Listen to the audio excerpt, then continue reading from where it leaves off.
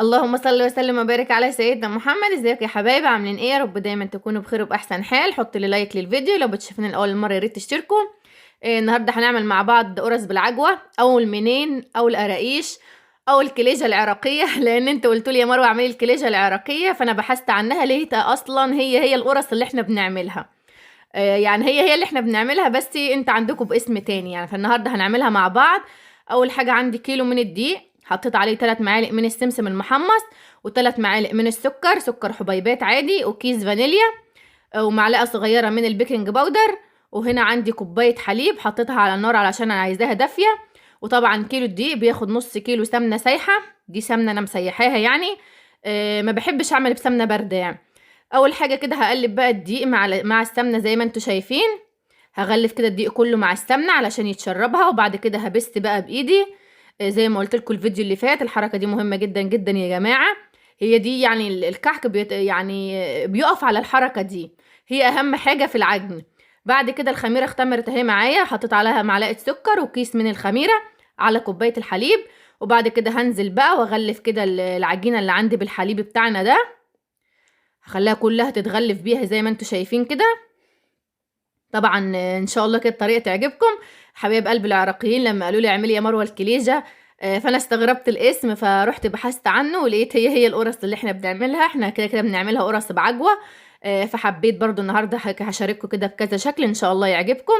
بعد كده حطيت ربع كوبايه من الميه الدافيه اهي. يعني الكيلو اخد معايا كوبايه حليب وربع كوبايه ميه دافيه. كده خلاص هغطيها بقى بالكيس ده علشان خاطر مش تنشف معايا العجينه من فوق، علشان تفضل طريه كده وحلوه. طبعا يا جماعه العجينه مش بتخمر، احنا مش بنسيبها تخمر، احنا بس على بال ما بنشكلها بدنا ندخلها نخبزها على طول. والخميره اللي احنا حاطينها دي مفعول الخميره بيشتغل في الفرن، يعني الخميره بتشتغل في الفرن، ما تشيلوش هم اي حاجه. وبرده القرص بتاعت السكر بتاعت امبارح انا نسيت اقول لكم ان هي ما اختمرتش. انا بس على ما شكلت الصاج، بعد ما خلصته تشكيل كنت مشغله الفرن وكنت مسخناه، اول ما خلصته دخلتها على طول على الفرن. وكده كده احنا حاطين بيكنج باودر وحاطين خميره، فمش بتحتاج ان انت تخمريها. عندي بقى هنا العجوه او التمر زي ما انتوا بتسموه، حطيت عليه شويه سمسم وشويه سمنه من اللي انا مسيحاها. طبعا السمنه ما بتكونش سخنه علشان العجوه اللي عندنا مش تنشف معانا. بعد كده بقى هجيب قطعه كده من العجينه واحط فيها التمر من جوه، وهنعملها بقى ايه ورده كده زي ورده عباد الشمس. عندي هنا القمع بتاع الحلويات، هعمل بيه شكل كده من الوسط. انا هديها بس شكل كده دايره. وطبعا عندي المقص بتاعي، الشغل كله هيكون بالمقص يا جماعه. هنبتدي كده نقصها من على الاحراف داير داير كده زي ما انتوا شايفين اهي، شكل الورده يعني شكل الورده بالظبط. وبعد كده من على الطرف من هناك هنمسكهم كده في بعض زي وردة عباد الشمس كده، علشان تدينا الشكل الحلو بقى اللي احنا عارفينه. شايفين سهلة ازاي؟ شايفين العجينة تحفة يا جماعة، العجينة خطيرة خطيرة خطيرة. بعد كده هاخد حتة من العجوة احطها في الوسط كده اهي عشان تدينا برضو الشكل بتاع الوردة. شايفين بقى الجمال وشايفين السهولة، مفيش اسهل من كده. اقفي بقى كده قدام عجينتك واخترعي وابتكري واعملي كل الافكار اللي انت عايزاها. هاخد حتة تاني كده من العجينة هحطها بالطول. عايزين بقى نعمل فرع الشجرة كده، فاحنا هنعملها بالطول اهي. هغلف بقى كده، يعني ناخد حتة كده نعملها بالطول، وبعد كده بنقفلها كويس عشان العجوة طبعا ما تطلعش معانا من العجينة. وببتدي كده ابطها بايدي. بخليها حلوة يعني، ولا هي تخينة ولا هي رفيعة اهي زي ما انتوا شايفين. بعد كده هقص بقى من على الاطراف، مش قلتلكوا الشغل كله هيبقى بالمقص اهو. ومن الناحية التانية نفس النظام هنقصها برضو. شايفين بقى الجمال يا جماعة، مفيش اسهل من كده. طبعا انا حبيت بقى اوريكم الخطوات واحده واحده. دي ايد ليندا طبعا جايه تاخد حته عجينه هي لازم طبعا الاولاد كلهم لازم كده يشاركوني وبياخدوا من العجينه. هنعمل برضو شكل تاني كده مع بعض. انا حبيت طبعا كل الاشكال اللي انا عملتها وريتها لكم كده على البطيء علشان برضو تشوفوا انا عملت ايه. ودي برضو هنعملها مدوره كده وهنبطها. احنا بقى بنبطها حلو كده علشان العجوه اللي احنا حطيناها تتوزع في القرصه من جوه. وهنبتدي برضو نقصها زي الورده اهي، بس ده هنعملها شكل تاني يعني. بعد ما قصيناها هنبتدي بقى نلويها زي يعني ايه، نعملها كده على جنب زي ما انتوا شايفينها كده عشان العجوه تبقى معانا ظاهره من فوق اهي. شايفين؟ مفيش اسهل من كده. شايفين الجمال؟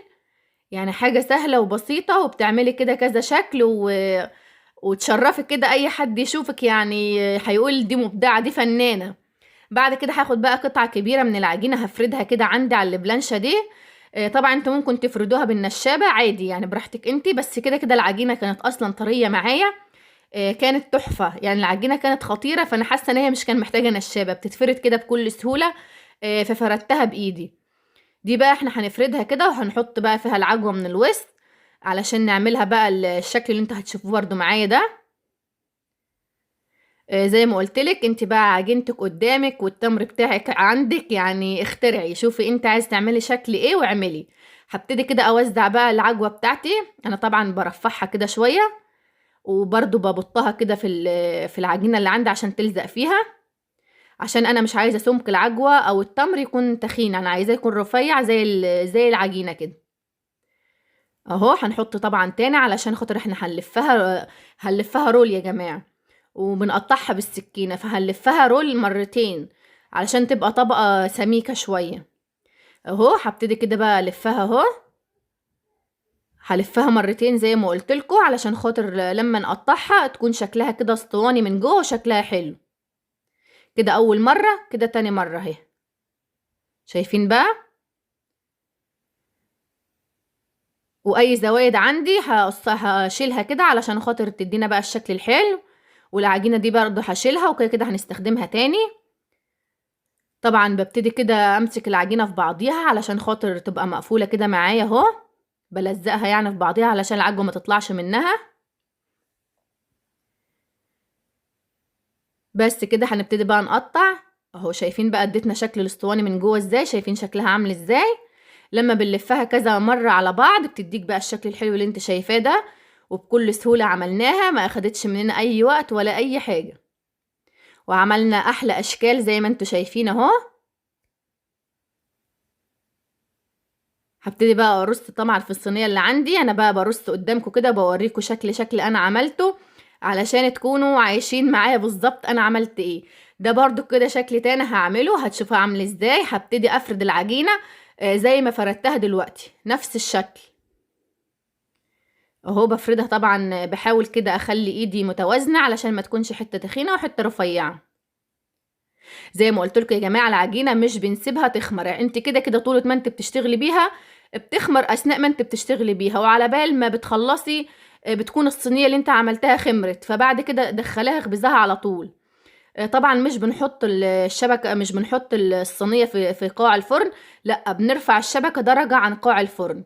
طبعا انا فردتها اهو، خدت عجينه عملتها كده بايدي رفيعه، بعد كده لفتها مره واحده بس زي ما انتوا شايفين اهو. هبتدي برضو ألزقها كده من على الأطراف، بعملها زي البعبول كده، أو زي مش عارفة انتوا بتقولوا على البعبول ايه، بس أنا هعمل معاكم برضو البعبيل، لسه ما عملتهاش فهوريكم برضو شكلها للناس اللي مستغربة ايه كلمة بعبول دي. طبعا أنا بقطعها كده بالسكينة، بس مش بوصل لتحت، يعني ايه، مش بقطع العجينة لتحت، بفضل كده أعمل من فوق لفوق لعند لما أعمل الطول اللي أنا عايزاه، بعد كده بقطعها خالص اهو. شايفين؟ مش بنزل بالسكينة لتحت يا جماعة، انا بس بديها شكل كده من فوق، وبعد كده بقطع من على الاطراف. شايفين الجمال اهو؟ شايفين بقى الحلاوة؟ يعني شايفين احنا عملنا كذا كذا شكل اهو. هنعمل بقى القرصة العادية خالص بتاعتنا اللي احنا كنا متعودين عليها في مصر. دي القرصة العادية، بنحط كده حتة عجوة فيها من جوه، وبنبطها زي ما انتوا شايفين كده، وبالمنقاش بتاعي اللي انا عاملاه من غطا السمنة زي ما قلت لكم الفيديو اللي فات. بنبتدي كده ننقشها وبس كده اهو. المنقاش اهو، هنبتدي بقى ننقشها النقشة العادية خالص. دي بقى القرص اللي متعارف عليها عندنا، اللي طول عمرنا بنعملها، فدي كانت كده حاجة مقدسة يا جماعة عندنا، لازم كده نعمل القرص بعجوة دي. الاشكال بقى والحاجات اللي انتوا شايفينها دي اختراعات الايام دي. ومن النص برضو نقشتها، هو ده بقى شكلها. شايفين كده؟ خلاص بقى انا خلصت الاشكال اللي انا عايزه اعملها معاكم، وبعد كده احط عليها لبن، واحط سمسم بقى عليها من فوق، اللي انا عايزه احط عليه سمسم مش كله طبعا. اللي انا عملته رول ده هو اللي احط عليه سمسم. وعلى فرن سخن بقى درجة حرارة 200 من ربع ساعة لتلت ساعة كده بتكون خلاص استوت. واشوفكم بقى على الف الف خير، واسيبكم مع النهاية ومع السلامة.